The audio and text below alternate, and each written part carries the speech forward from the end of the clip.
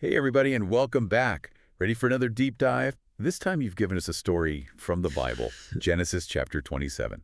It's got family drama, it's got deception, and it's got consequences. Definitely a story that still grabs you thousands of years later. Yeah, so let's set the stage for everybody listening. Isaac. He's our main character, and he's getting old. Right. He's got two sons. Hmm. Esau, the older one, he's like the tough, outdoorsy type. Yeah. And then there's Jacob, the younger son. The homebody. Yeah. And then, of course, there's Mom, Rebekah.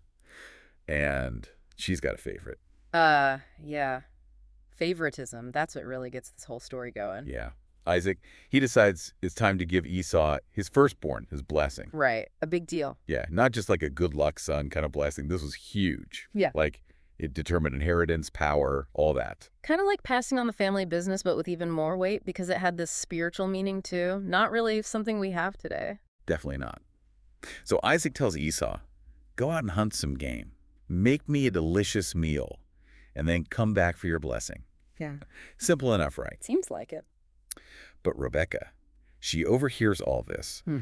and decides she wants that blessing to go to Jacob, her favorite. Oh boy. Here we go. And she's not going to just like sit around and wait. Nope. She comes up with a plan. And it's a pretty wild one. This is where things get really interesting. We're talking like cooking skills, a disguise, even special effects makeup. Oh. Right. Rebekah whips up this meal she knows Isaac will love.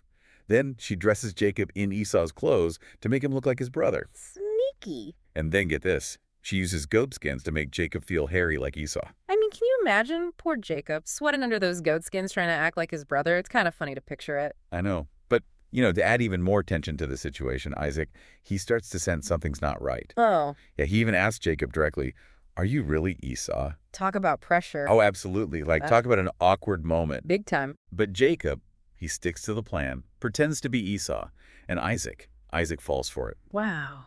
So he gives Jacob the blessing, and Jacob gets what he and his mother wanted. He takes off before Esau gets back. That was close. So close. But this is really just the start of the story. I mean, the fallout from this is going to be massive. Yeah, no kidding. Like massive. Oh, the fallout is huge. So Esau, he comes home after hunting all day. He's probably exhausted, right? Ready for his blessing. Totally oblivious to what's just happened. Oh, yeah. He has no clue. I bet he was even kind of proud of himself for getting that meal ready. Yeah.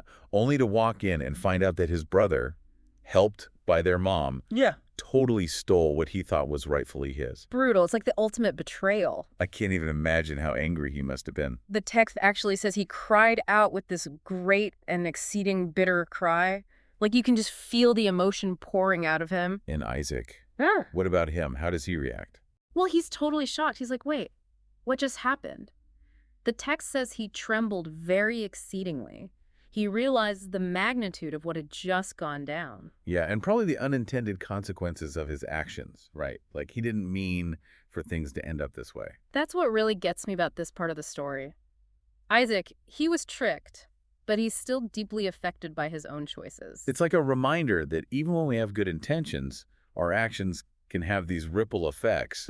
We can't always predict how things will turn out. Exactly. But okay, so what does Esau do? I mean, does he just accept this, just move on like nothing happened? Right, because that would be tough to swallow. Oh, absolutely. He begs his father for a blessing, any blessing at all. So he's desperate. Completely desperate. But Isaac, he's stuck. He can't take back the blessing he already gave Jacob. Not how it worked back then. Tradition, huh? Yeah. So there's this feeling that, like, the damage is done. You can't just undo it. No takebacks. Right. But Isaac, he does give Esau a secondary blessing. You okay? So there's that. What does it say?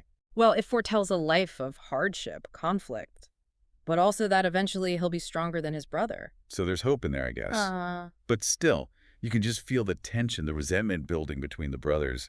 It's heavy stuff. It is. And it makes you think, right? Like, how different could things have been if they had all just been honest with each other from the beginning? Like imagine if there had been open communication. No trickery. Right. And I think that's what makes this story so relevant even today. We might not be hunting wild game for our dad's blessing or anything, but we still deal with deception. Oh yeah, all the time. It's a classic example of how just one act of dishonesty can fracture relationships, like a snowball effect. One lie leads to another, and then boom, everything falls apart. It makes me think about how we can get so caught up in getting what we want that we forget about the importance of being truthful. even in little things. Yeah, it's easy to justify those little white lies or leaving out certain details to make ourselves look better. Especially now with social media and everything, everyone's trying to present this perfect image. It's true.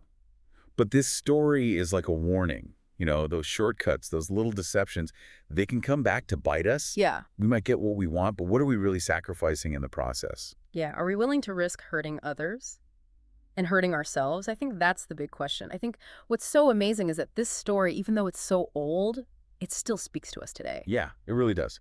Like, we're not living in that world anymore, obviously, but there are just these timeless truths in this story. Totally. It's like a reminder that even little lies can turn into big problems.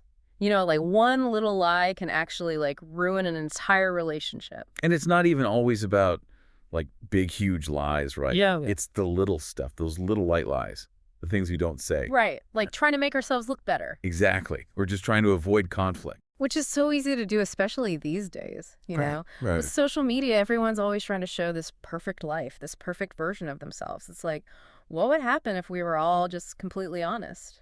Right. Like, what if we were more vulnerable? What if we were more authentic? That would be pretty wild. I know. But I think this story also makes you think about the long-term impact of, the choices we make. Yeah, like what are we leaving behind? What kind of legacy? Exactly. Are we choosing to be honest, even when it's hard? That's a tough one. It is. And something else that struck me about this story? What is that? It makes you think about forgiveness. Oh, yeah. Because we don't really know what happens next in the story. Right. Like, do Jacob and Esau ever fix their relationship? It's a good question. It is. And it makes you think about the people we've hurt, Yeah. And the people who have hurt us. And is it ever too late to fix things? It gives me hope, at least, to think that it's possible. Me too. It makes me think that no matter what's happened, maybe there's always a chance for things to get better. And I think that's what I love about these old stories. Yeah, They really do make you think about your own life. they really do. Well, I don't know about you, but I'm definitely feeling inspired to be a little more honest and to really think about the choices I'm making. Yeah, same here. Well, this has been an amazing deep dive. Thanks for joining us. And we hope this has given you a lot to think about, too. Thanks for listening.